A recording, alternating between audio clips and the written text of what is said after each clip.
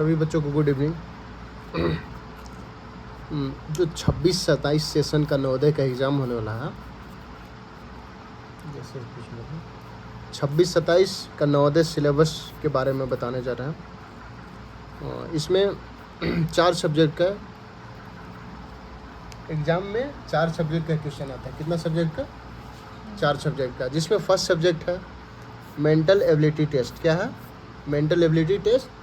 दूसरा है environment studies यानी AVS। तीसरा अर्थमेटिक टेस्ट अंकगणित है। चौथा क्या है?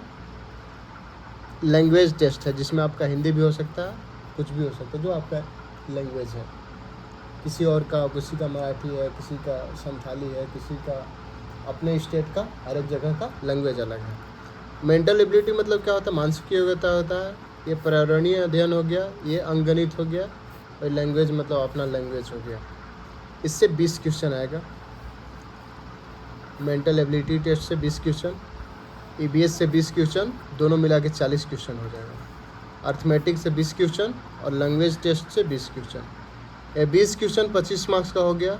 रीजनिंग का 20 क्वेश्चन हो गया 25 मार्क्स का EVS का, और 20 क्वेश्चन हो गया अर्थमेटिक का 25 मार्क्स का हो गया, और लैंग्वेज टेस्ट का हो गया 20 क्वेश्चन 25 मार्क्स का।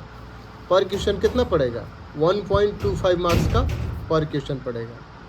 तो 25 नंबर का ये हो गया, 25 नंबर का ये हो गया, 50 नंबर ये हो गया। टोटल इसके लिए टाइम कितना मिलेगा? 60 मिनट। अर्थमेटिक हो गया अंकगणित, इसमें 20 क्वेश्चन है, 25 मार्क्स का है, इसमें भी 30 मिनट टाइमिंग है। अपने अनुसार मतलब इसको मैनेज कर सकती हो।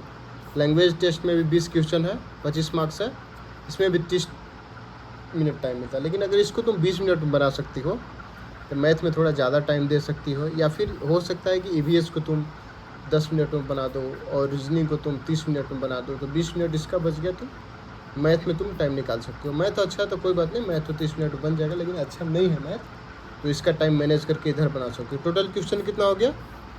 80 हो गया। और कितना मार्क्स हो गया? 100 मार्क्स। 100 मार्क्स हो गया, टोटल 80 क्वेश्चन हो गया। ये 28 नवंबर से एग्ज़ाम इसी में स्टार्ट है। मतलब कुल मिला के अब टाइम बचा हुआ नहीं है, बिल्कुल नज़दीक आ गया है। 2.5 से 3 महीना बचा हुआ है, इसी में तैयारी करना है। नेक्स्ट देखो और क्या है। तो रीजनिंग में देखो, रीजनिंग में क्या क्या सिलेबस है। रीजनिंग मानसिक योग्यता में क्या क्या पूछता है? 4 टॉपिक दिया हुआ है। कितना टॉपिक दिया है? 1 2 3 4 5, 5 टॉपिक दिया हुआ है, जिसमें पैटर्न कम्प्लेक्शन है। क्या है? पहला पैटर्न कम्प्लेक्शन, आकृति को पूरा करना है। जिससे कोई 3 फिगर दिया हो रहेगा, एक कॉर्नर में इस टाइप का रहेगा, इस टाइप का, इस टाइप का रहेगा, ठीक है। उसी पैटर्न को कंप्लीट करना है। मतलब ये जिस टाइप से तीनों साइड से कंप्लीट हुआ है, वो चौथा साइड से भी उसी साइड से कंप्लीट होना चाहिए, चाहे कोई भी कम्प्लेक्शन हो, ठीक। दूसरा क्या है? Figure series complexion. Figure series complexion क्या होता है? श्रृंखला पूर्ति करना। श्रृंखला मीन्स जैसे कोई नंबर हो गया 2 4 6, इसके बाद क्या आएगा? तो 8 आएगा। ये टेबल से रिलेटेड है तो 8 आएगा, 10 आएगा। कोई क्लॉक से रिलेटेड फिगर टाइप का हो जाएगा कि ये सुई इसका इतना डिग्री पे घूम रहा है, 30 डिग्री पे, 45 90 डिग्री पे घूम रहा है, तो नेक्स्ट किस जगह? इस सीरीज में मतलब घूमना है। जैसे प्लस माइनस इनटू, तो इसके बाद डिवीज़न आएगा। मतलब ये भी सीरीज में कैसे फिगर जाता है, कैसे नंबर जाता है, कैसे क्या जाता है, इसका अध्ययन करना है इसमें। ज्योमेट्रिक फिगर में क्या पूछता है? ज्यामितीय कम्प्लेक्शन। ज्यामितीय कम्प्लेक्शन में आपका ट्रेंगल से रिलेटेड आ सकता है, स्क्वायर से रिलेटेड आ सकता है, सर्कल से रिलेटेड आता है, मतलब त्रिभुज, वर्ग, वृत्त से रिलेटेड आता है। स्क्वायर पता है, किसी नंबर को 2 बार सेम मल्टीपल करोगे स्क्वायर, उसको बोलते हैं क्यूब, उसका बोलते हैं। सेम नंबर को 3 टाइम गुना करोगी तो उसको क्यूब बोलते हैं। इसके बाद क्या टॉपिक है? Mirror and water image. क्या है? मिरर एंड वाटर इमेज मतलब दर्पण और जल प्रतिबिंब। मतलब कोई भी नंबर हो गया, कोई भी चीज़ हो गया, उसको दर्पण के बाईं ओर रख देगा, दाईं ओर रख देगा, उसके बाद बोलेगा कैसा दर्पण में दिखेगा। जल के ऊपर रख देगा, बोलेगा कि अब जल में कैसा दिखाएगा। जल के नीचे रख देगा, उसके बाद फिगर पूछेगा कि जल में कैसा दिखाई देगा। ये हो गया मिरर एंड वाटर इमेजेस। उसके बाद एक टॉपिक है एम्बेडेड इमेजेस। क्या है? एम्बेडेड इमेज मतलब सन्निहित आकृति होता है, मतलब छिपी हुई आकृति। जैसे 3 टाइप का कोई एक फिगर देगा इस टाइप का, और 4 ऑप्शन देगा, उसमें मतलब ये चीज़ इम्बेड होना चाहिए, छिपा हुआ होना चाहिए, सन्निहित होना चाहिए। तो आप ऐसे पेंसिल वगैरह से मैच करके देख सकते हैं किस में कौन आ रहा है, या फिर उंगली से या फिर मन में उसको आप मैच कर सकते हैं। रीजनिंग में यही है, 5 टॉपिक है, 4 क्वेश्चन आएगा, 5 टॉपिक्स, मतलब 20 क्वेश्चन इसका आएगा 25 मार्क्स का, पर क्वेश्चन 1.25 मार्क्स का। रीजनिंग का क्लियर है? रीजनिंग का क्लियर है? ईवीएस का देखो, ईवीएस का कितना मार्क्स का क्वेश्चन आता है?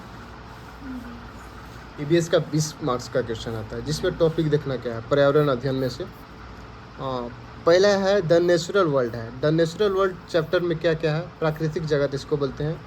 ट्रांसपोर्टेशन, परिवहन से क्वेश्चन आएगा। रिवर से क्वेश्चन आएगा, नदिया से। माउंटेन से क्वेश्चन आएगा, पर्वत से। प्लांट से क्वेश्चन आएगा, पौधे से। और animal on land and water, मतलब स्थलीय जीव और जंतु के बारे में अध्ययन करना है, स्टडी करना है। नेचुरल डिजास्टर के बारे में, प्राकृतिक आपदाएं के बारे में पढ़ना है। टाइप ऑफ हाउस शेल्टर्स, घर और आश्रय किस प्रकार का होता है उससे रिलेटेड पढ़ना है। वाटर साइकिल पढ़ना है, जल चक्र। और एक टॉपिक, फिर नेक्स्ट टॉपिक क्या है? The human body, human body के बारे में पढ़ना। ह्यूमन बॉडी के बारे में, मानव शरीर के बारे में क्या क्या पढ़ना है? फूड एंड न्यूट्रिएंट्स, भोजन और पोषक तत्व पढ़ना है, मतलब भोजन खाने पीने के लिए और उसके लिए पोषक तत्व क्या क्या चाहिए वो चीज़ पढ़ना है। हाइजीन एंड क्लीननेस, स्वच्छता और साफ सफाई के बारे में पढ़ना है। सुपर सेंसेस पढ़ता है, विशेष इंद्रियां। और पढ़ना है क्या? बेसिक नॉलेज ऑफ इंटरनल, आंतरिक अंगों या तंत्रों का मूल ज्ञान, जिसमें आपका डाइजेस्ट सिस्टम के बारे में पढ़ना, पाचन तंत्र के बारे में। सर्कुलेटरी सिस्टम के बारे में पढ़ना, रक्त परिसंचरण तंत्र के बारे में। और रेस्पिरेटरी सिस्टम को पढ़ना। ये तीनों के बारे में अच्छा से जब सिलेबस कवर कराएंगे तो अच्छा से बता देंगे कैसे कैसे किस में क्या पढ़ना है। इसमें भी बता देंगे भोजन और पोषक तत्व क्या होता है, स्वच्छता और साफ सफाई कैसे होता है, कैसे जल चक्र होता है, क्या आश्रय का प्रकार है, प्राकृतिक आपदा क्या होता है, स्थल व जल जीव जंतु का पूरा हिस्ट्री बताएंगे, पौधा का, पर्वत का, नदी का, परिवहन का। ये टोटल टॉपिक्स डिस्कस किया जाएगा जब इसका इस चैप्टर का डिटेल्स दिया जाएगा।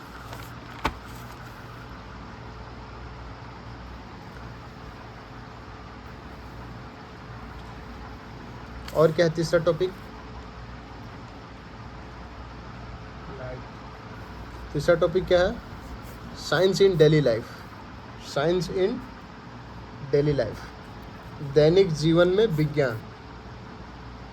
दैनिक जीवन में विज्ञान, साइंस इन डेली लाइफ है, दैनिक जीवन में विज्ञान का क्या रोल है वो चीज़ पढ़ना है। इसमें पहला टॉपिक क्या है? Food preservation. फूड प्रिजर्वेशन, भोजन संरक्षण के बारे में पढ़ाई करना है। वाटर पोल्यूशन, जल प्रदूषण से कैसे बचना है, क्या करना है उसके बारे में पढ़ना है। एयर पोल्यूशन के बारे में पढ़ना है, वायु प्रदूषण से कैसे बचना है। कंजर्वेशन ऑफ वाटर, जल संरक्षण के बारे में पढ़ना है। कंजर्वेशन ऑफ सोयल, मृदा संरक्षण, मृदा मतलब मिट्टी होता है। और उसके बाद एक नेक्स्ट टॉपिक है सोशल सराउंडिंग, मतलब सामाजिक परिवेश। इसमें क्या क्या पढ़ना है?